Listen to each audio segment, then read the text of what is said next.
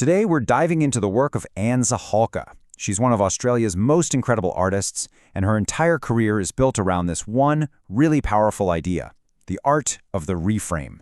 So, have you ever thought about this? What if the pictures that, define a whole nation, what if they don't tell the whole story? That's the question at the heart of everything Zahalka does. She takes these iconic images that shape a country's identity, and she asks a really simple but profound question. What's missing here? And this isn't some new thing for her. Nope. She's been doing this for a long time. I love this quote from curator Anoushka Fazaklia, who says Zahalka has spent more than 40 years persistently challenging the status quo. Think about that. 4 decades of questioning the official story and using her camera to give us these amazing alternative ways of seeing. Okay, so how does she actually pull this off? Well, let's start with one of my favorite examples where she basically hacks right into Australian art history. All right, take a look at this. This is The Pioneer, painted way back in 1904 by Frederick McCubbin. I mean, this thing is a masterpiece of Australian art. It tells this huge, sweeping story of a European family making a life for themselves out in the bush. It's powerful, it's romantic, it's the kind of image a nation builds its identity on. And this painting was so influential, it actually helped create what we now call the pioneer myth. You know, that heroic story of struggle and success in the wilderness. It became this huge cultural narrative. But, and this is the key part, it's a very specific, very Anglo-centric version of history, right? It leaves a lot of people out.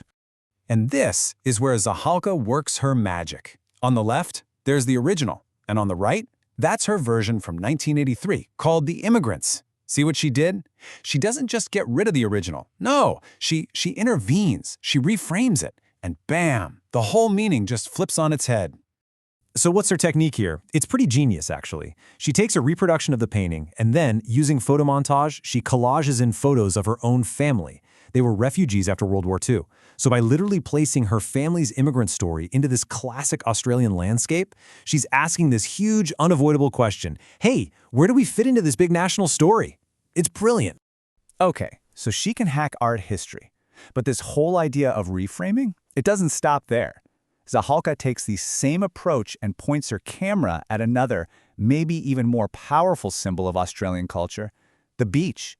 So in the 80s, she heads to the famous Bondi beach. But these aren't your typical holiday snapshots of sun and surf. Not at all.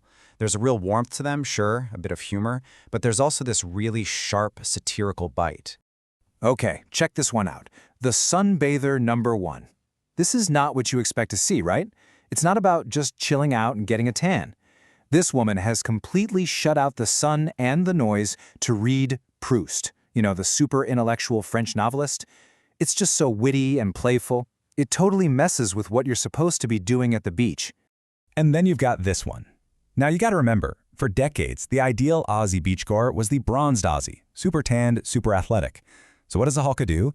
She gives us a redhead, someone with fair skin who probably burns in about 5 minutes. It seems so simple, but it's actually this really powerful way of asking, hey, who gets to belong on the beach? All right, let's fast forward a bit to her more recent stuff. Because this technique of reframing, well, she's using it now to tackle some of the biggest, most urgent issues we're all facing today. So at first glance, this picture from her series Wildlife, it looks beautiful, right? Kind of romantic. But I want you to look closer. Do you see it?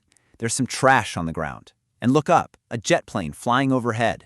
The whole thing is actually a staged scene, a diorama, and it's dropping these little hints that the reality of our environment is, well, way more complicated. And that's really the whole idea behind this series. She's taking these old school museum dioramas, the ones with the painted backgrounds, and she's using how fake they look to talk about very real, very difficult problems we have with the environment and ethics today. It's a clever twist.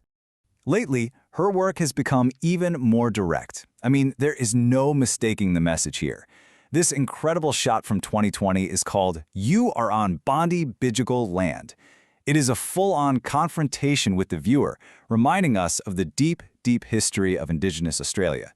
It completely shatters that old colonial story of an empty land.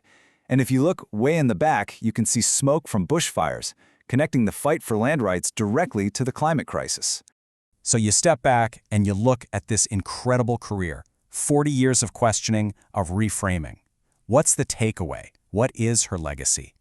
Well, let's just look at the numbers for a second, because they're pretty staggering.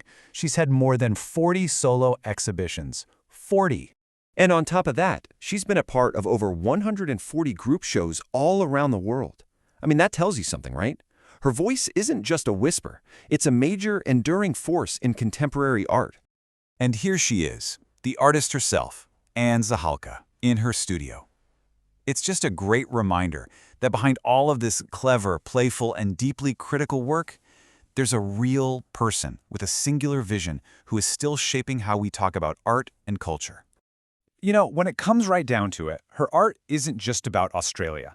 It's really an invitation for all of us, an invitation to look closer at everything, to stop taking images for granted, and to start asking questions. What story is this picture really telling?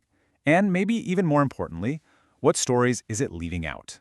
So that really leaves us with one final thought, something for you to take with you. What stories are hiding in plain sight in the pictures you scroll past every single day?